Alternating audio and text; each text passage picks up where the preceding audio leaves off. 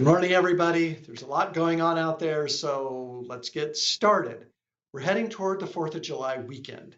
After that, we get what's called summer trading on Wall Street. The rich hedge fund dudes, they go on vacation to the Amalfi Coast, and they leave the trading desk to the second string with simple instructions: do no harm until I get back. They also know that the economic data really slows down. We don't get a whole lot of important stuff in July and August, so it's the time to go. Thus, I'm going to do a 4-part series on Iran and why it will matter to your portfolios, and this is probably the right time to do it.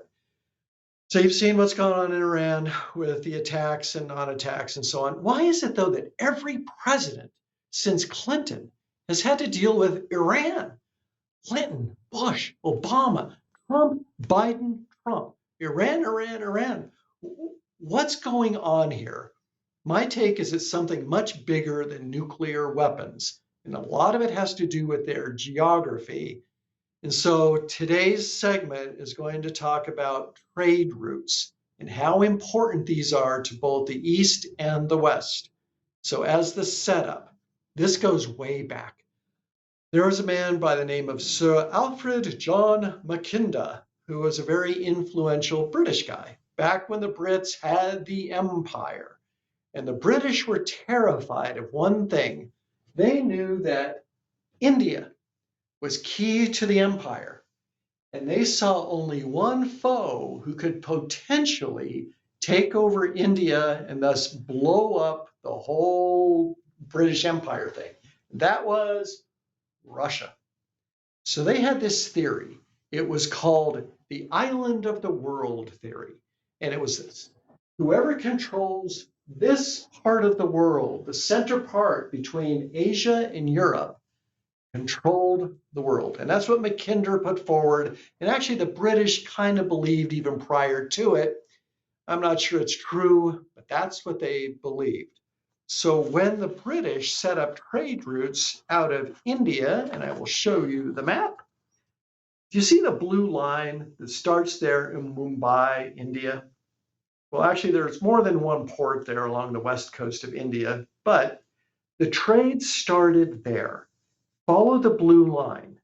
As you can see, it went by ship, and then it went up through the Red Sea, out through the Suez Canal, then to the Mediterranean, out past Spain, and then up the coast of Europe, all the way to the Baltic Sea, and then to Moscow.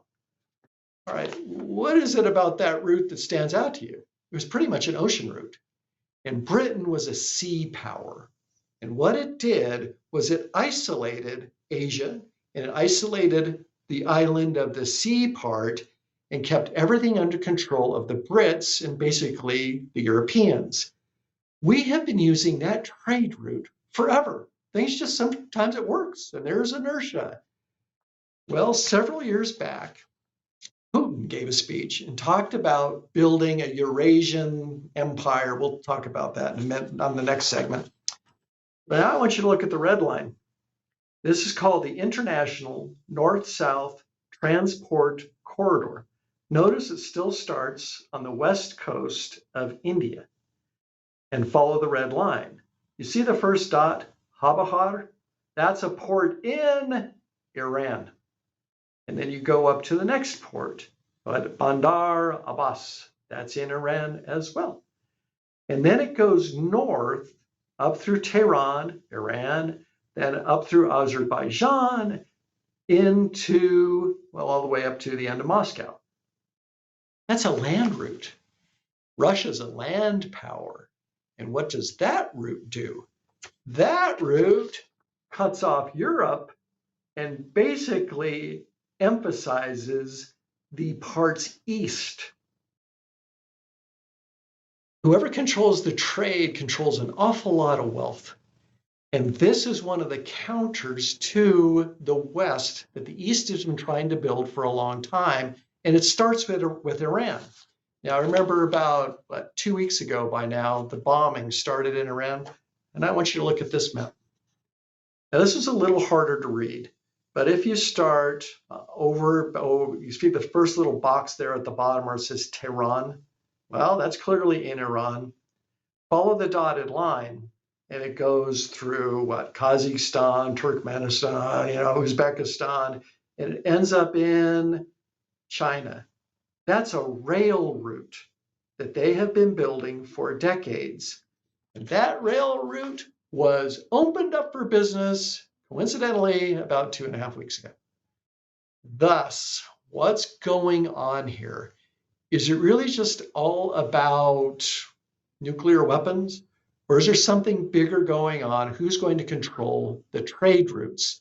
Not just East and West, where now China can receive its energy not via ship that would start at Mumbai and then go the other way out toward India, but now it can go on a very secure train route into China outside of our control.